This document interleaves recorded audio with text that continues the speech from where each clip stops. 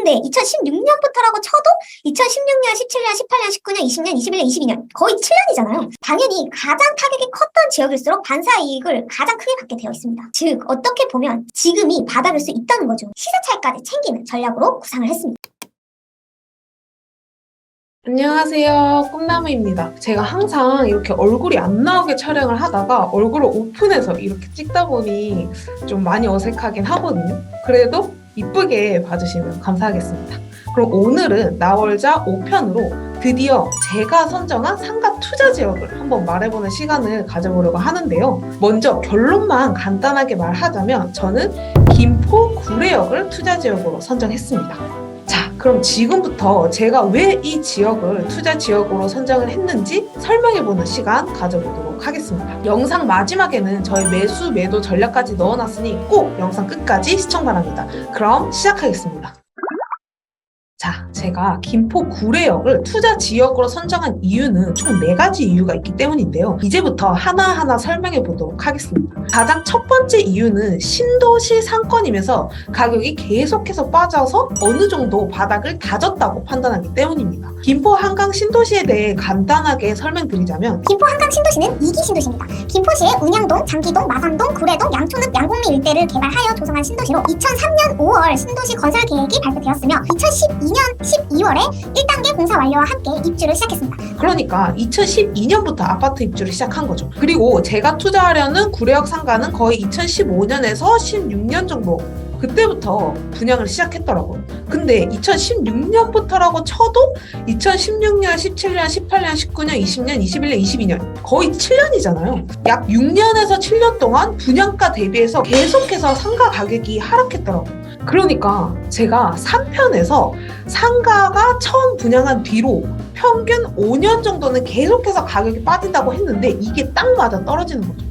지금 조사해보면 아시겠지만 분양한 뒤로 상가 가격이 쭉 빠졌는데 작년 말부터 구례역 내에서도 입지가 좋은 상가 같은 경우는 가격을 조금씩 회복하기 시작했더라고요. 결론적으로 신도시이면서 가격이 긴 시간 동안 충분히 빠졌다는 게 첫 번째 이유입니다. 두 번째 이유로는 상품성입니다. 김포 구례역 같은 경우에는 김포 신도시 내에 유일한 위락시설이 가능한 상권입니다. 자, 그럼 여기서 위락시설이란 뭘 뜻하는 걸까요? 술집, 노래방, 바, 나이트 이런 업종을 뜻합니다. 보통 사람들이 선호하는 상가 업종은 편의점, 학원 이런 주간 상권이지만 투자자라면 내가 좋아하는 업종의 상가를 사는 게 아니라 돈이 되는 상가를 사야 되겠죠? 위락 업종 같은 경우는 내가 내고 싶다고 해서 아무데나 낼 수 있는 게 아니라 나라에서 위락이 가능한 곳을 지정해줍니다. 즉 위락 상업지구로 지정된 곳에 술집, 노래방 같은 게 몰리기 때문에 자연스럽게 직장인의 회식이나 유흥을 즐기기 위한 사람들이 그 구역 내에서 소비를 많이 하게 되고 이는 매출의 상승을 이끌고 자연스럽게 상가의 가격을 상승시키는 요인이 되죠. 즉 위락이 가능한 상권은 희소성이 있다라는 겁니다. 근데 김포 구례역 같은 경우 김포 시내에서 최대 상업지로서 김포 신도시 내에 유일하게 위락시설이 가능한 상권입니다.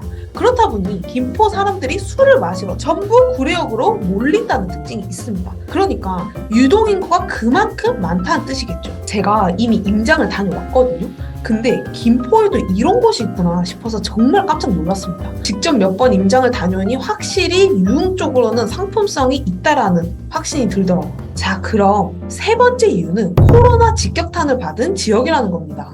원래 어떤 지역에 새로운 역이 개통되면 그건 상가든 아파트든 부동산에 큰 호재가 됩니다. 근데 김포 골드라인이 2019년 9월에 개통이 됐는데 2020년 2월에 코로나가 터지는 바람에 역 개통으로 인한 효과를 하나도 받지 못했거든요. 가격이 오르기는커녕 쭉 빠졌습니다. 거기에 구례역 같은 경우는 최대 위락 상권이잖아요. 근데 코로나 타격을 가장 많이 받은 업종이 바로 유흥 쪽입니다. 왜일까요? 술집, 노래방 이런 업종들은 언제 장사가 가장 잘 될까요? 아무리 빨라도 저녁 8시부터 9시 이후부터 잘 되기 시작하잖아요.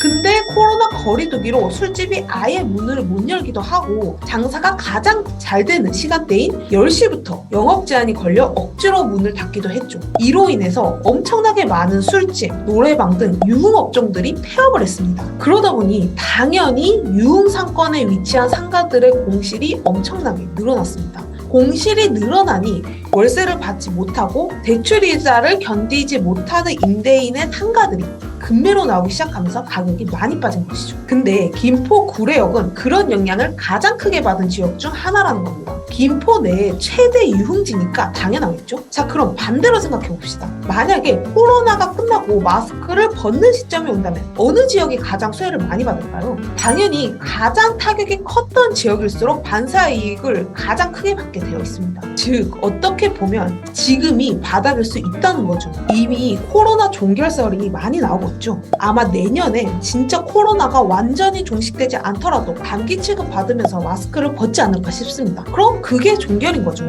자, 그럼 네 번째 이유로는 다른 지역에 비해 수익률이 높다는 것입니다. 제가 다산, 광교, 청라, 미사 여러 신도시 상권들을 분석하고 임장도 다녀왔거든요. 근데 구례역의 수익률이 가장 높더라고요. 왜 그럴까 생각해 봤더니 구례역이 그나마 공실이 덜한 편이고 임차인들의 매출 속도가 빠르다는 걸 알게 되었습니다. 수익률이 높다는 건 그만큼 임차인들이 높은 월세를 부담할 수 있을 정도로 장사가 잘 된다는 뜻이겠죠. 또 월세에 비해 상가 가격은 그만큼 못 올랐다는 뜻도 됩니다. 물론 강남, 서초 이런 서울 핵심지 같은 경우에는 수익률이 아주 낮습니다. 이런 지역은 땅값이 오르는 속도가 훨씬 빠르기 때문입니다. 근데 현실적으로 우리가 이런 지역을 투자할 수는 없잖아요. 저 같은 경우는 현금이 많은 편이 아니라서 대출 레버리지를 많이 일으켜야 하는데 대출이자가 앞으로 계속 올라간다는 것을 미리 계산했을 때 내년까지 버티려면 수익률이 어느 정도 버텨주는 상가를 사야겠더라고요. 근데 구례역은 다른 지역에 비해 수익률이 잘 나오는 편에 속했다는 게 네 번째 이유입니다. 자, 그러면 총 정리를 해볼게요.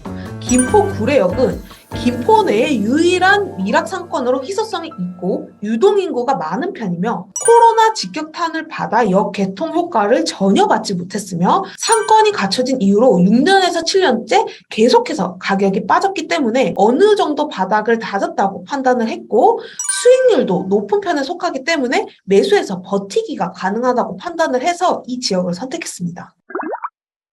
자, 그러면 저의 매수 매도 전략은 어떻게 되느냐? 일단 구례역 내에서도 상품 가치가 있는 상가를 급매로 매수해서 한 2년에서 3년 정도 월세를 받으면서 버티다가 코로나가 종식되고 상가 가격이 반등하기 시작하면 그때 급매로 매수한 가격을 분양가에 매도를 해서 시세 차익까지 챙기는 전략으로 구상을 했습니다. 근데 물론 이건 어디까지나 제 계획이라 실제 실천으로 옮기면서 많은 시행착오가 있을 것으로 예상됩니다. 그러나 결국 이런 경험이 쌓여야 고수가 될 수 있는 거니까 서툴더라도 일단 한번 시도해보려고 합니다. 아무리 이론 공부를 해도 실제 투자를 통해 얻을 수 있는 지식들이 있더라고요. 실전 투자를 해야 훨씬 더 와닿기도 하고요. 자, 그럼 오늘 영상은 여기까지고요. 상가를 처음 공부하시는 분들한테는 분명 큰 도움이 됐을 거라 생각합니다. 그리고 추가로 드리고 싶은 말은 제가 여기에 있는 상가를 산다고 해서 절대로 따라 사시면 안 됩니다. 같은 지역 상가라고 해도 상가는 개별성이 매우 강하기 때문에